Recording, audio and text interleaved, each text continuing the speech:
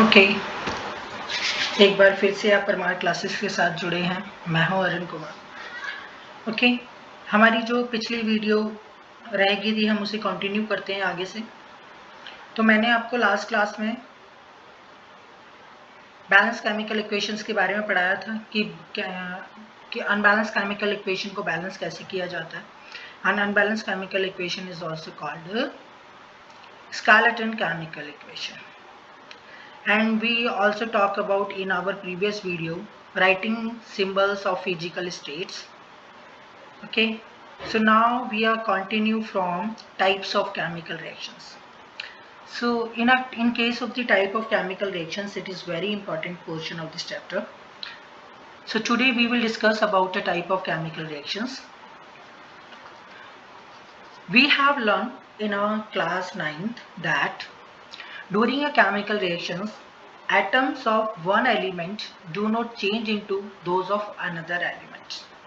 क्या मतलब है कि 9th क्लास में जो हमने पढ़ा है कि जब भी केमिकल रिएक्शंस होता है तो जो एटम्स होते हैं एक एलिमेंट्स के वो क्या होते हैं, चेंज नहीं होते अनदर एलिमेंट्स. ठीक है, यानी एटम्स तो वही रहेंगे. Nor do atoms disappear from the mixture और अपीयर फ्रॉम एल्सवेयर. यानी अगर एक एटम्स जब एटम्स के बीच में रिएक्शंस होता है और जो भी कोई न्यू प्रोडक्ट बनता है तो वो उस न्यू प्रोडक्ट में जो एटम्स होते हैं वो कभी डिसअपियर नहीं होते. ओके, यानी रिएक्टेंट्स के बाद जो प्रोडक्ट फॉर्म हुआ है उस प्रोडक्ट में वही एटम्स होंगे जिनके बीच में रिएक्शंस हुआ है, क्योंकि प्रोडक्ट तो उन्हीं एटम से मिलकर बना है ना, तो वो डिसअपियर नहीं होते, ना ही वो कहीं चले जाते. Actually, chemical reactions involve the breaking and making of bonds. Yes. Real में है क्या chemical reactions? In a real sense, the chemical reaction is a breaking and making of bonds between atoms and produce a new substance. Obviously, यही तो होता है. तो chemical reactions के case में क्या होता है, या तो जो atoms होते हैं वो या तो ब्रेक हो जाते हैं या फिर वो बॉन्ड बना लेते हैं, कनेक्ट हो जाते हैं. ओके, और वो बॉन्ड एंड कनेक्ट बनाकर या ब्रेक होकर एक न्यू सब्सटेंस फॉर्म करते हैं, and this new substance is called product. You will study about types of bonds formed between the atoms in chapter 3 and 4. हाँ, अब एटम्स 3 and 4 में हम पढ़ेंगे कि किस तरीके से बॉन्ड बनाए जाते हैं. वो बात की बात है, वो हम बाद में डिस्कस करेंगे. Now 1.2.1 combination reactions. Here we are talking about the first chemical reactions, which is very simple reactions, the combination reaction. So what is combination reaction? Combination, comb means होते combine होना. तो जब when two or more atoms combine and gives a single product, ध्यान रखना, two or more atoms combine and gives a single product is called a combination reaction. Okay, so now activity 1.4, take a small amount of calcium oxides or quick lime in a beaker. तो beaker के अंदर आपने क्या लेना है, calcium oxide लेनी है. Calcium oxide is also called quick lime. ध्यान रखना, calcium oxide is also called quick lime. And what is the formula of calcium oxide? And calcium oxide is a CaO. This is the formula of calcium oxide. This is the formula of calcium oxide. और किस में लेनी है, ये हमें beaker में लेनी है. And slowly add a water. तो वाटर का फॉर्मूला क्या होता है, H2O, which is a liquid in state. And when this water is come into the gaseous state, when it is steam. Okay, so when calcium oxide react with the water, it gives a calcium hydroxide. क्या बनता है, calcium hydroxide. and calcium hydroxide क्या है, एक salaried lime है. और जब भी कैल्शियम ऑक्साइड में वाटर ऐड किया जाता है तो वो क्या करता है, हीट रेज करता है, इसमें से हीट निकलती है. और मैंने आपको हमेशा बताया है कि कभी भी जब किसी भी केमिकल रिएक्शंस में हीट जब जब हीट आपकी इवॉल्व होती है या रिलीज होती है जब आपकी हीट, तो उस रिएक्शंस को आप कहते हैं एक्सोथर्मिक रिएक्शन। तो वो आपका रिएक्शन होता है exothermic reaction. Okay, so this is also an example of exothermic reactions. And change in temperature, we can also write this example in a change in temperature. Okay, now calcium oxide react vigorously. Vigorously means very fastly with the water to produce a salicylic lime. What do you mean by the salicylic lime? What is the formula of salicylic lime? Calcium hydroxide. Release a large amount of heat. Okay, so this is the example of the exothermic reaction also, and this is also an example of the combination reaction where two or more atoms combine and gives a single product. In this reaction, calcium oxide and water combine to form a single product, calcium hydroxide. तो इसमें single product वो क्या है? Calcium hydroxide है. Such are reactions in which a single product is formed. तो ऐसा कोई भी रिएक्शन जहाँ पर दो या दो से ज़्यादा एटम्स आपस में रिएक्ट होते हैं और सिंगल प्रोडक्ट फॉर्म करते हैं, तो उस चीज़ को हम क्या कहते हैं? कॉम्बिनेशन रिएक्शंस कहते हैं. अब ये डू यू नो को हमें थोड़ा सा पढ़ना जरूरी है, इससे हमें एक्स्ट्रा नॉलेज मिलेगी. A solution of salicylic lime. Salicylic lime means calcium hydroxide, which is a product formed due to the reactions between calcium oxide and water. Okay, is used for the whitewashing the walls. So white washing of the walls के लिए use किया जाता है. ठीक है, आपने देखा होगा अभी तो वैसे बाल्टी आती हैं जो जब व्हाइट वॉश करने के लिए घर पे बाल्टीज आती हैं नैरो लैक वगैरह की या एशियन पेंट वगैरह की. लेकिन उससे पहले हम ये जो जब पेंट्स वाले की शॉप पे जाते थे और उनसे हम एक चूना खरीद के लाते थे, उसको चूना बोलते हैं हिंदी में. तो जो आपका सैलिक लाइम है ना, कैल्शियम हाइड्रोक्साइड, उसको हिंदी में चूना बोलते हैं, व्हाइट कलर का होता है. तो हम उसके अंदर वाटर मिलाते थे और हमारे जब आप अपने फैमिली में डिस्कस करोगे अपने बड़े जनों से, अपने दादा से, अपने फादर से भी डिस्कस कर सकते हो इस टॉपिक पे कि क्या कि अपने फादर से पूछना कि क्या कभी ऐसा होता था कि हम बाहर से घर पे अपना वाइट वॉश करने के लिए चूना लाते थे, उसको हम घोलते थे. चूना means calcium hydroxide, calcium oxide. Okay, तो वो उसको हम पानी डाल के उसको घोलते थे, बाद में उसे छानते थे, फिर उसमें कलर मिक्स करते थे जो हमें कलर चाहिए होता था. देन उसके बाद वो वाइट वॉश होता था, फिर उसको हम दीवार पे कर देते थे. तो जब वाटर और उसका जब रिएक्शन हो जाता था तो वो प्रिपेयर हो जाता था वाइट वॉश के लिए और वो बन जाता था कैल्शियम हाइड्रोक्साइड. जब इस कैल्शियम हाइड्रोक्साइड को जब हम वॉल पे लगा देते थे तो वॉल पे लगाने के बाद ये धीरे धीरे सूख जाता था. कैल्शियम हाइड्रोक्साइड धीरे धीरे सूख जाता था. कैसे सूख जाता था? एयर के अंदर प्रेजेंट कार्बन डाइऑक्साइड के साथ वो रिएक्ट कर देता था. और जब ये आपका कैल्शियम हाइड्रोक्साइड दीवार पे लगाने के बाद एयर के अंदर प्रेजेंट कार्बन डाइऑक्साइड के साथ जब ये रिएक्ट करता था तो एक थिन लेयर बना देता था ये आपकी वॉल के ऊपर. वो जो पपड़ी होती है ना, आपने देखा होगा पेंट की पपड़ी, जब हम व्हाइट वॉश कर देते हैं तो पपड़ी छूटती है, वो पपड़ी को कहते हैं बेटा कैल्शियम कार्बोनेट. क्या कहते हैं उसे? Calcium carbonate. And what is the formula of calcium carbonate? This is the formula of calcium carbonate and this is a calcium hydroxides जो कि अभी थोड़ा सा गीला है, व्हाइट वॉश किया हुआ है आपकी वॉल के ऊपर घर की.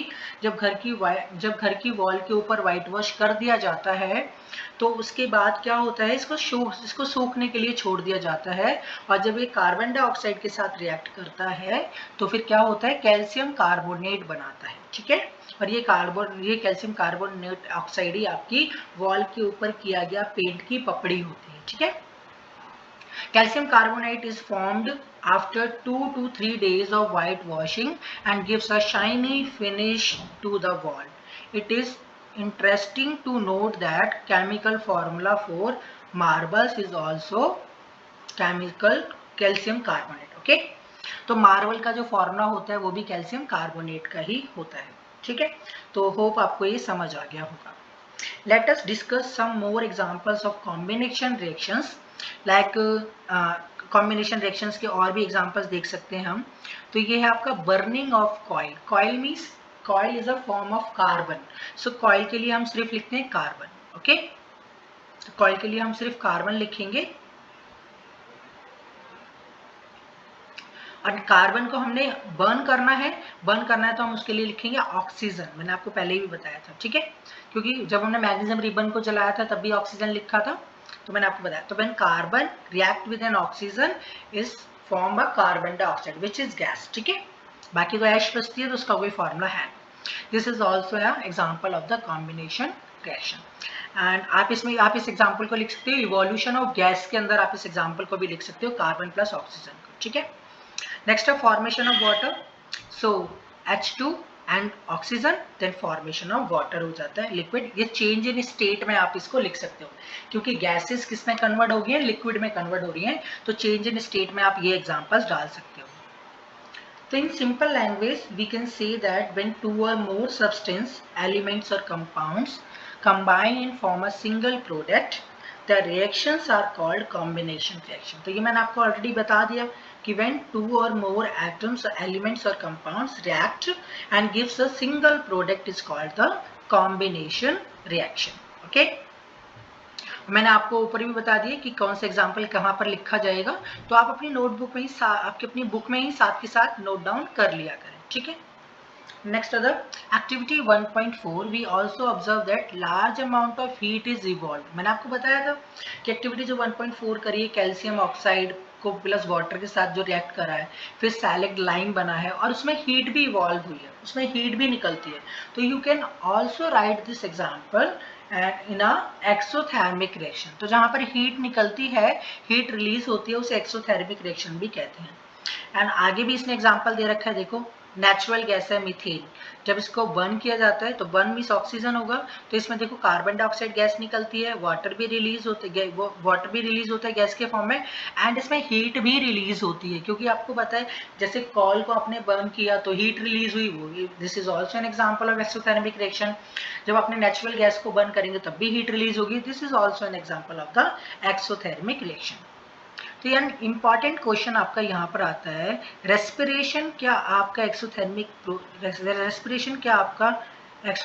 रिएक्शन है? ये आपका मेन क्वेश्चन आता है एंड वेरी इंपॉर्टेंट है। तो आप कहोगे yes, respiration is also an example of the exothermic reaction. Why? We all know that we need energy to stay alive, obviously बात है। और एनर्जी कहाँ से आती है? ऑक्सीजन से ही आती है, रेस्पिरेशन से आती है। We get the energy from food we eat. During the digestion food is broken down into simpler substance. तो जो भी हम फूड खाते हैं, तो डाइजेशन के टाइम पे जो फूड होता है वो क्या होता है आपका, सिंपलर सब्सटेंस में ब्रेक डाउन हो जाता है, ठीक है। For example, rice, potatoes, bread contain carbohydrates. These carbohydrates are broken down to form a glucose। और ये क्या फॉर्म करते हैं? ग्लूकोज फॉर्म करते हैं, ठीक है। तो इन्हें हम कहते हैं कार्बोहाइड्रेट। हम जो भी फूड खाते हैं, चाहे वो कुछ भी हो, उन्हें हम कार्बोहाइड्रेट्स कहते हैं। और ये कार्बोहाइड्रेट्स बाद में ब्रेक होकर क्या बनाता है? ग्लूकोज फॉर्म करता है। और जब ये ग्लूकोज जब आपका ऑक्सीजन के साथ कंबाइन होता है आपकी बॉडी सेल्स में, तब ये एनर्जी प्रोवाइड करता है। जब हमारे चैप्टर की शुरुआत हुई थी तो मैंने आपको ये चीज़ बताई थी, उसमें रेस्पिरेशन लिखा था, ब्रीथिंग लिखा था, उसमें मैंने आपको बताया था कि when oxygen is combined with the glucose gives an energy, ठीक है। The special name of this reaction is the respiration. तो इसी को कहते हैं रिएक्शन को, ये रेस्पिरेशन रिएक्शन है। The process which would you study in class 6, chapter 6 में इस प्रोसेस को देखें। तो देखो यहाँ पर देखो ये ग्लूकोज है C6H12O6 एंड ऑक्सीजन, ठीक है, एंड कार्बन डाइऑक्साइड रिलीज करते हैं हम, वाटर एंड एनर्जी रिलीज करते हैं। तो this is an also example of an exothermic reaction because energy release होती है इस केस में। Next, the decomposition of vegetable matters into a compost is also an example of exothermic reaction। yes, तो vegetable matters का जब decompose होता है तो आपको पता होगा कि जो डिकम्पोज में जो बैक्टीरियाज होते हैं वो पार्टिसिपेट करते हैं, ठीक है। तो उससे भी एनर्जी जनरेट होती है, तो वो भी आपका एक एक्सोथर्मिक का एग्जाम्पल है, ठीक है, आपको मोर इसके बारे में पढ़ के आना है कि वेजिटेबल जो मैटर है जब वो डिकम्पोजिशन होता है तो वो किस तरीके से, और वो किस तरीके से एक्सोथर्मिक का रिएक्शन है, आपको इसके बारे में स्टडी करके लानी है ताकि मुझे भी पता चल सके कि आप पढ़ रहे हैं। ठीक है, identify the type of reactions taking place in activity 1.1 where heat is given out along with the formation of single product। तो एक्टिविटी 1.1 आपकी थी मेरे सबसे मैग्नीशियम रिबन के ऊपर। मैग्नीशियम रिबन की जब आप एक्टिविटी देखते हैं, activity 1.1, this is also an example of the exothermic reaction because magnesium ribbon is burn and heat is also release, so this is also an example of exothermic reactions। Okay, तो आज हमारा type of chemical reactions का first मैंने आपको complete करवा दिया, combination reaction. ठीक है, अब इससे रिलेटेड अगर आपको कोई डाउट आता है तो आप मुझे कमेंट में लिखकर पूछ सकते हैं, और अगर आपको मेरी वीडियो अच्छी लगती है तो आप इस मेरी वीडियो को अपने फ्रेंड्स और दोस्तों के साथ भी शेयर कर सकते हैं। ओके, मिलते हैं अगली क्लास में। परमार क्लासेस से जुड़ने के लिए आपका धन्यवाद।